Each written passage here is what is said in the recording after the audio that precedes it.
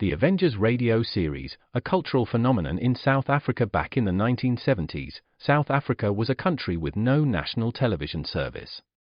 It wasn't until 1976 that the country would get its first taste of television broadcasts. But before that, radio was the primary medium of entertainment and information for the masses. This was the context when The Avengers, a British spy-fi series, made its debut on South African radio and became a cultural phenomenon. The Avengers was a British television series that originally aired from 1961 to 1969. The show revolved around the adventures of John Steed, a suave and sophisticated secret agent, and his various female associates. The series was a unique blend of traditional spy thriller elements with science fiction and fantasy, which set it apart from other shows of its time.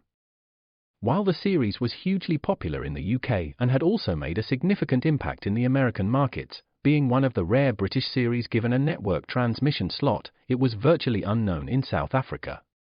This was primarily due to the lack of a national television service in the country until 1976. However, as a film series, The Avengers was able to gain some exposure in South Africa through film rentals. But it was the launch of the radio series that truly brought The Avengers to the masses in South Africa. Come and listen at www.myclassicradio.net. The Black Museum. Horror and mystery based on Scotland Yard's collection, Orson Welles was both host and narrator for stories of horror and mystery based on Scotland Yard's collection of murder weapons and various ordinary objects once associated with historical true crime cases. Walking through the museum, Welles would pause at one of the exhibits, and his description of an artifact served as a device to lead into a wryly narrated dramatized tale of a brutal murder or a vicious crime. In the United States, the series aired on the Mutual Network between January 1 and December 30, 1952. Beginning May 7, 1953, it was also broadcast over Radio Luxembourg, sponsored by the cleaning products Dreft and Miro. Since the BBC carried no commercials, Radio Luxembourg aired sponsored programs at night to England. In the United States, a program of similar scope, using many of the same picked cases as the Black Museum, and nearly mirroring its broadcast run, was broadcast by NBC called Whitehall 1212. The two shows were different in the respect that while Whitehall 1212 told the story of a case entirely from the point of view of the police starting from the crime scene, the Black Museum was more heavily dramatized and played out scenes of the actual murders and included scenes from the criminal's point of view. Come and listen at www.myclassicradio.net. Another Maxwell House coffee, George? Sure. Pour me a cup, Gracie. You know Maxwell House is always good to the last drop. That drop's good, too. Yes, it's Maxwell House coffee time, starring George Burns and Gracie Allen.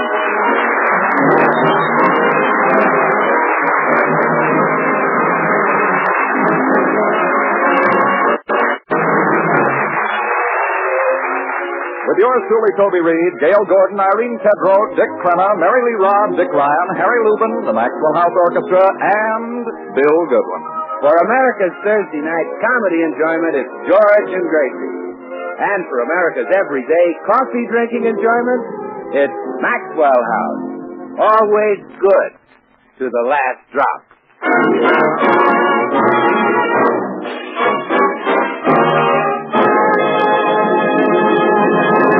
George and Gracie returned from their summer vacation last evening, and we find them now having breakfast on their first morning at home. That is, George is having breakfast.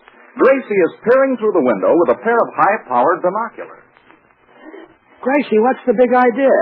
Some new neighbors moved into the corner house while we were gone. I want to see what kind of people they are. Put down the binoculars and eat your breakfast. Oh, there seems to be three of them. One of them has a black mustache. Gracie. Oh, now I see. It's a man and a woman and a girl. The man is the one with the mustache. I'll bet the woman and the girl are jealous. The man and woman look to be about middle age, and the girl's about 18. Well, sounds like a husband, wife, and daughter. Yeah. Wonder which is which. Well, this is just a wild guess, but I'd say that the man is the father, the woman is the mother, and the girl is the daughter. Not necessarily. Middle-aged men sometimes marry young girls. Yeah, but they don't have middle-aged children. Oh, maybe they adopted one. Nobody would adopt a middle-aged child. Why not? It'd be better than a baby. At night when you walk the floor with it, you'd have someone to talk to. Look, Gracie. You've got to keep an open mind in these things, George. You just can't look at three neighbors and decide who they are. Maybe it's a man and his mother and a babysitter. Yes. Or maybe it's a Secret Service agent, the singing teacher, and Margaret Truman. Oh, do you really think so? Let's invite them When we're over. unsociable, we will, Gracie. Yeah. Well, whoever they are, they're in a strange neighborhood, so let's be extra nice to them. Okay. I'll turn on the charm. Yeah, that's the idea. If you see the woman of the house, tell her how young and pretty she looks. Women like to hear that, you know. I know. Even women who aren't young and pretty like to hear it. I guess. Well, don't worry. I'll spread it on. Mm-hmm. I wonder what kind of people they'll turn out to be. I'd better have another look through the binoculars. Gracie, for a solid hour you've been staring at those new neighbors. Shame on you, and give me those binoculars. Yes, dear. Man has got a mustache.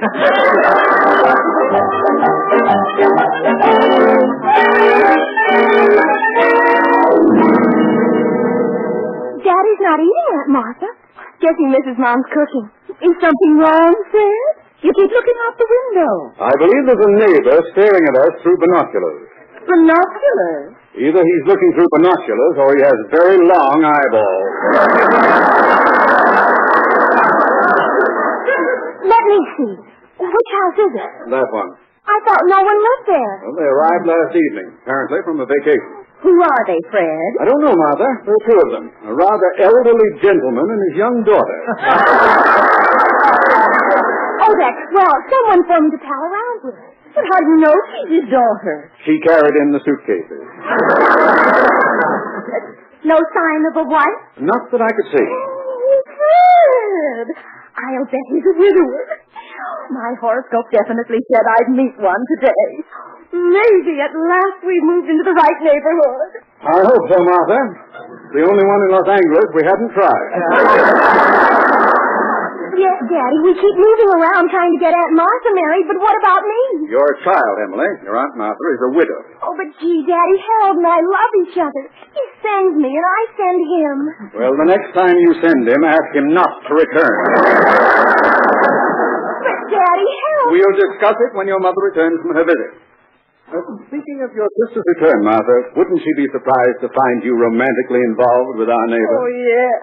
Maybe even married and moved out. You've been with us for 12 years. We'd miss you.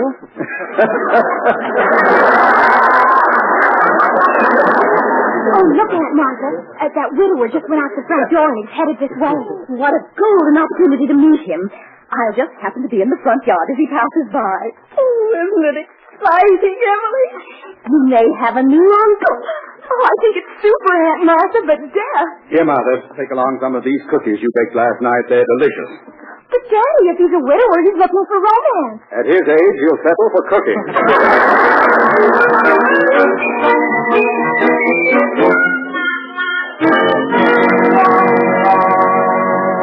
Ain't misbehaving all by myself. Ain't misbehaving all happy on the show. Good morning. Oh. Good morning. You're the new neighbor. Yes, I'm Mrs. Dayton. I'm Mr. Burns. Oh, it's a pleasure to make your acquaintance, Mr. Burns. Oh, the pleasure is all mine, Mrs. Dayton. I'm indeed fortunate to live in the same neighborhood with such a charming and lovely woman. Have a cookie. Well, thank you. I see you're quite domestic. Yes. Oh, there's a tiny spot on your suit. Would you care to come in and let me take it off? The spot, that is. Well, I have to get downtown right now, but I appreciate the offer. Believe me, it's a mighty lucky man who finds a wife like you. Have a cookie.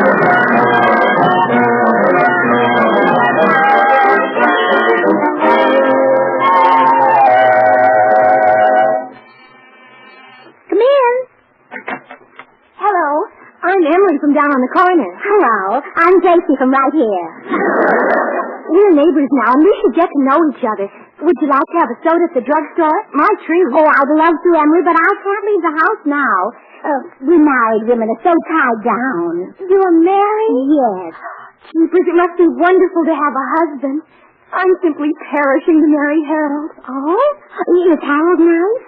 Isn't he nice? He's groovy. Then he's like George. He has lots of wrinkles, too. No, Gracie, he's solid. Oh, he's not like George. He's sort of flabby. You're still mixed up. Don't you speak English? Well, sure, let's try some. Well, I mean, Harold is the most wonderful, sensational man who ever lived. But my father won't let me marry him until he gets a raise. When will he get a raise? Never. He works for my father. That is bad. Dad owns a big department store, and he gave Harold a job. What does he do? He follows the cleaning women around and wrings out their mops. Dad told him he should start at the bottom. Oh, your father's right. You can't wring out a mop from the top. Anyhow, it's a perfectly ghastly situation. Well, you and Harold should do what George and I did. We elope. Oh, an elopement would be awfully romantic. The most romantic thing in the world. My sister Betsy's been engaged for 30 years, but she refuses to marry her fiancé because he won't elope with her. Well, why won't he? Oh, he's a bricklayer, and the union won't let him climb the ladder after 5 o'clock.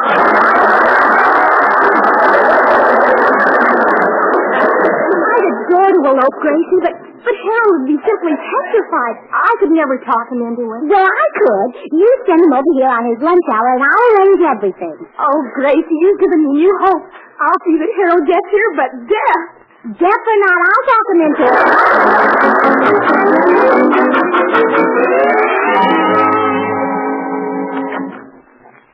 Oh, George, I'm so glad you're back. I have the most exciting news. You know the new neighbors in the corner house? Yes? Well, tonight we're going to have their daughter elope.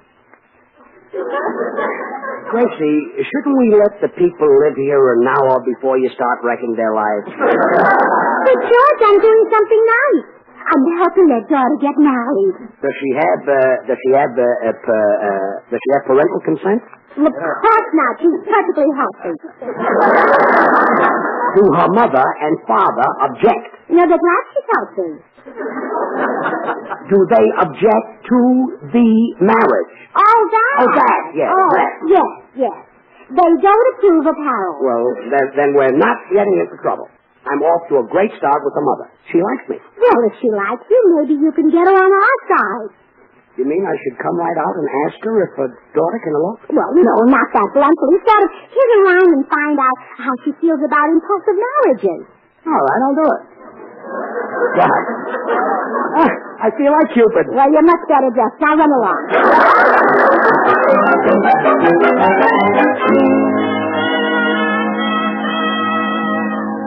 Well, I see her out in the yard again, Mrs. Dayton. Yes, I saw you coming. That is, I spent a great deal of time in the yard. Mrs. Dayton, I realize we haven't known each other very long to talk about things like this, but, how do you feel about impulsive marriages? Why, have a cookie. Again with the cookies. Thank you. I'll just slip this one in my pocket. What I mean is, Mrs. Dayton, if two people are really in love, don't you think it's wrong for them to wait? Oh, yes. Yes, I do. As the poet said, true love knoweth not the shackles of time. It waiteth not that it pineth not. Yes. I mean, yes. How do you feel about elopement? Elopement? Another cookie. You don't happen to have a stove here in the yard. What? Oh, nothing. Then an elopement is okay with you? Oh, yes. That's the most romantic thing that can happen to a girl. Yes, it seems to mean a lot to a woman. I elope with my wife. Oh, yes, your wife. You have my deepest sympathy. Well, you've heard about it. Well, frankly, I drew my own conclusions. How long has she been gone up there? 2 years and years.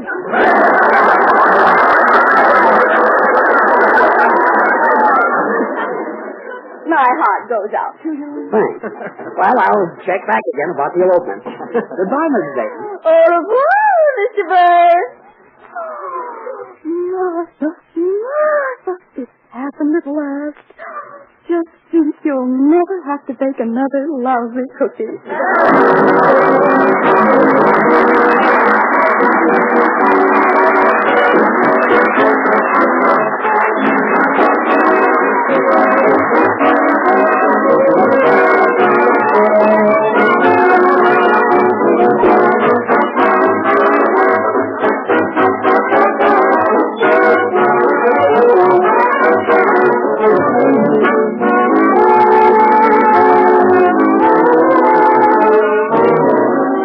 Recognize that song, George? Oh, sure, Toby. I was a riot with that at the Jefferson Center on 14th Street. In this heart of mine, you'll live all the time. Sweet Sue, Sue, Sue, Sue, no one but you. That's right, George. Sweet Sue, a grand song written 20 years ago. But, George, I wonder if you would have recognized it so easily if the orchestra hadn't done such a smooth job of blending together all the musical parts. What do you mean, Toby? Well, let's take another popular song of that year and see if you can recognize it when Harry Rubin plays the musical part separately. All right, let's try it. What are you doing, George? Playing musical guessing game? Yes, Gracie. See if you can recognize this song. Now we'll start out with the beautifully mellow harmony. Give me another hint. All right, next we'll take the rich counter melody. I better have another hint. Well, now we'll give you the strong and vigorous rhythm. I've almost got it. Give me another hint. Well, here it is, Gracie. Now we'll combine all the musical parts with melody.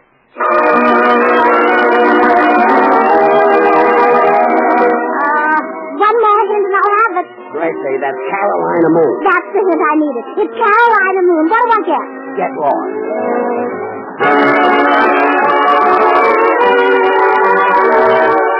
Well, it's the same with the creation of America's favorite brand of coffee, Maxwell House Coffee.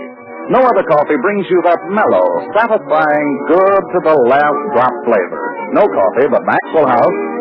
To create this world-famous Maxwell House flavor, our experts must combine not one, but many superb varieties of Highland-grown Latin American coffees. With care and skill, they select Manizales for mellowness. For richness, they add Medellin. For vigor, they add other choice coffees. And for fine, full body, they add Bucaramangas.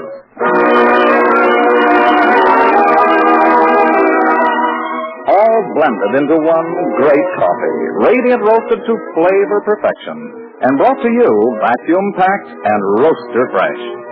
Best of all, you can enjoy the famous flavor of Maxwell House for just a fraction of a penny more per cup than the lowest priced coffee sold. So, friends, why settle for anything but the best in coffee drinking pleasure? Tomorrow, enjoy the extra flavor of America's favorite brand of coffee, Maxwell House. Always good to the last drop.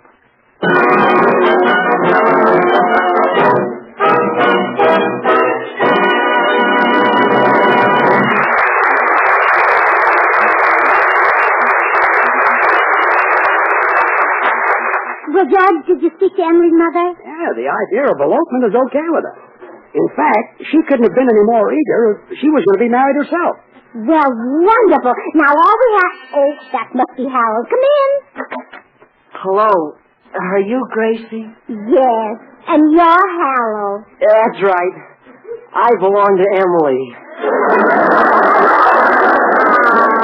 You're sweet. Shake hands with my husband. Oh, how do you do, sir? Ouch. Oh, where'd you get that grip? I wring out mops all day. My hand is bone dry. Gosh, I can't believe that you're a married man. Why not? You just don't look like you've been in paradise.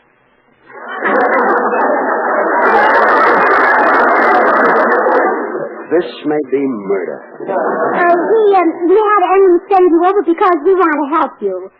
You really love her, don't you, Harold? Oh, yes. Emily's always in my mind. Even when I wring out those mops in her father's store, the water that drips back into the pail seems to say, Emily. Emily. It's a very poetic thought. Yeah, it is. Did you ever have a thought like that about me? Well, of course. But I was in a walnut grove on a windy day, and every nut that fell on the ground seemed to say, Gracie.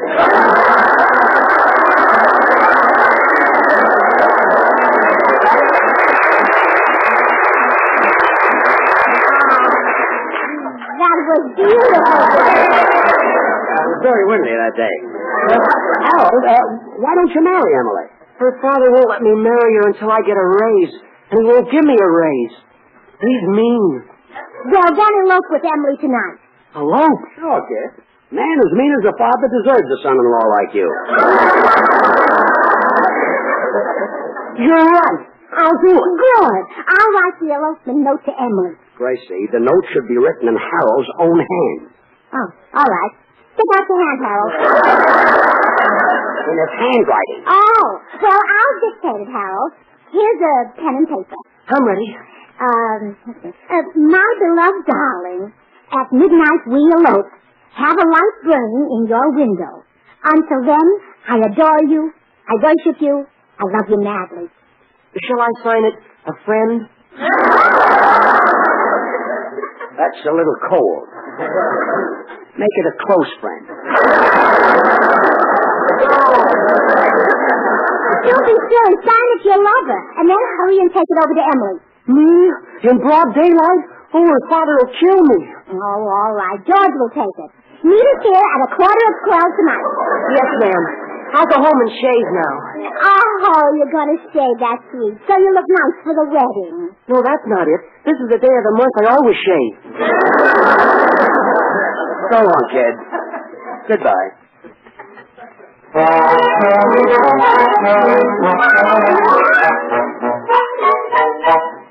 Well, George hasn't taken the note to Emily yet? Well, I thought I'd wait till it got a little darker. Her father's pretty big and rough, you know. Come in? Well, hiya, Burnsers. Welcome home. Oh, good. How are you? Fine. Golly, it's been a long time. Let me look at you. Gracie, you look absolutely wonderful. And, George, I'm going to say the same thing to you. Really, Bill? Yeah, Gracie looks absolutely wonderful. Ladder up. Bill, what did you do with yourself all summer? Well, Gracie, a friend of mine invited me up to his hunting lodge, a quiet, secluded place, no nightlife, no parties, and not a woman within 100 miles. How'd you like it? Who went?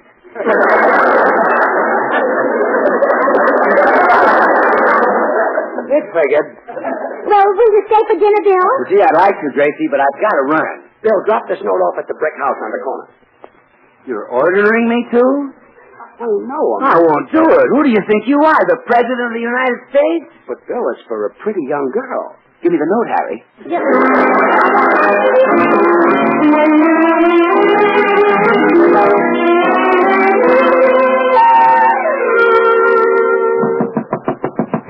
Gee, I hope this chick is as young and pretty as George said. Yes? Oh, hello. I have a note from Mr. Burns down the street, and I... Oh, that's for me. Well, but he said that you were young and pretty. He did? Oh, he's bold, isn't he? He's downright foolhardy. Oh, I wonder what the note says. Let me have it quickly. Well, I don't think I better. This note can't be for you. You can come in and have a cup of coffee while I'm reading it, and then you can deliver my reply. Well, but I tell you, you're not the... A cup of coffee? Yes. And if I do say so myself, I make the best cup of coffee in town. Maxwell House? Why, yes. How did you know? Well, you said you made the best cup of coffee in town, and that's got to be Maxwell House. Isn't it terrific? Oh, yes. I've been using Maxwell House coffee since 1897.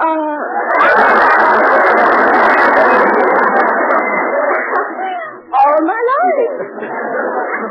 Do you think Mr. Burns likes Maxwell House coffee. Well, any man who lives and breathes likes Maxwell House coffee. Oh, wait a minute. That didn't answer your question about Mr. Burns, did it? Yes, he likes it too. I knew he would. Oh, there's nothing like a steaming cup of fragrant Maxwell House coffee to start the day off right. It's wonderful. Well, keep talking, honey. You're getting younger and prettier every minute. Well, I do think Maxwell House is just simply delicious. Keep going. You just passed Shirley Temple. I don't know what you mean. Why, everybody knows that Maxwell House is the most popular brand of coffee in the whole country. That did it. This note is definitely for you, chick. Here. Oh, thank you. Oh, I wonder what it says. Oh, thrill divine. Tonight at midnight, Mr. Burns is coming to get me. And together we will share life's most glorious adventures. Oh, excuse me, I must get ready. They're going to share life's most glorious adventure? They better not let Gracie catch them having Maxwell House coffee together.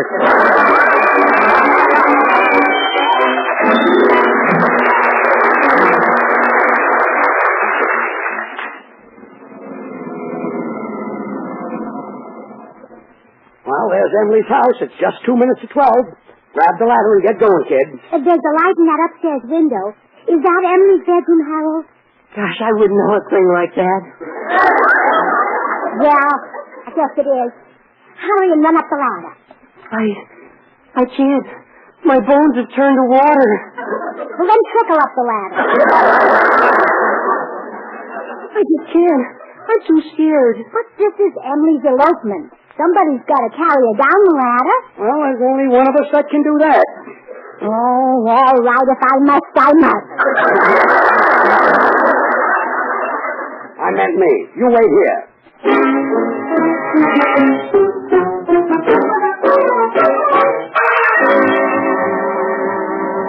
There. The ladder's at the window. Okay. We're ready. Hey, got down here in a hurry. Anxious to elope, huh? Have a cookie. Mrs. Dayton. Oh, what a romantic moment you chose. Do you realize this is the witching hour? I do know. Look, Mrs. Dayton, I know you sort of fell for me, but what about your husband? He's dead. Well, you shouldn't have done it. No matter how desirable I am, you shouldn't have killed him. Oh, I didn't kill him. He's been dead 12 years. Hold on. Aren't you Emily's mother? Oh, no, I'm her aunt. Oh, you must have known I was a widow when you asked me to elope. You thought that I... Wait here.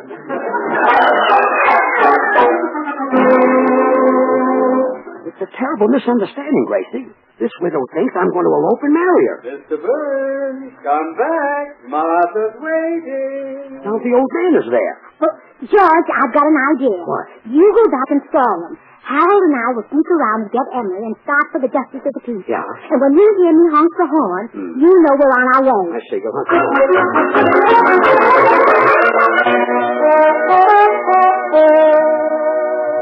So you see, Martha and I can't get married tonight.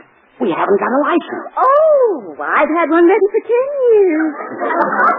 It's made out for Martha Dayton and to whom it may concern. And as far as I'm concerned, you're to whom? But I wouldn't make a good husband. I walk in my sleep and I snore and... Oh, well, now I can tell you the truth. I already have a wife. What? That's right. She's taking Harold and Emily to the justice of the peace right now. They're going to be married. And you're going to jail. What for? My daughter is a minor. And if you help her get married without my consent, I'll send you up for 10 years. Holy smoke. Wait here. Maybe I can catch them.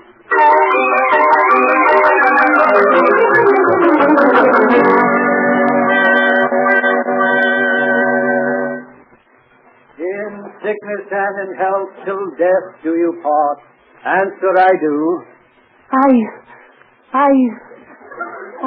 He do. And do you, Emily, take Harold for your lawful wedded husband who loves... George! Emily can't get married without permission. Why not? She's a minor. You mean she has to ask John L. Lewis?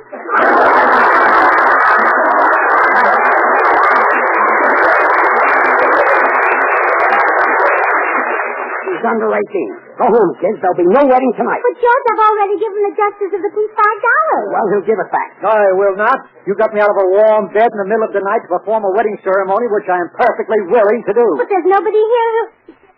George, take my hand. Gracie, will you stop? It'll be fun. Proceed, Mr. Justice.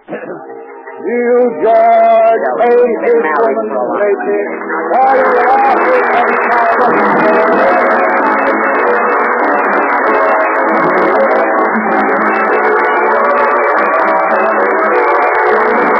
Join us again next Thursday when we'll all be back. George Burns, Gracie Allen, Bill Goodwin, Harry Lubin, and the Maxwell House Orchestra, and yours truly, Toby Reed. Good things. The easy way. Do you like good things the easy way? Then get instant Maxwell House coffee. So good. So good. True coffee flavor and fragrance because instant Maxwell House is not a so-called coffee product. It's all pure Maxwell House coffee in instant form. And so easy. So easy. Instant Maxwell House means great coffee instantly in your cup. No fuss, no muss, no bother. Today, try Instant Maxwell House. Instantly good to the last drop. Good night, everybody. Thursday, good night and good luck from the makers of Maxwell House, America's favorite brand of coffee. This is NBC, the National Broadcasting Company.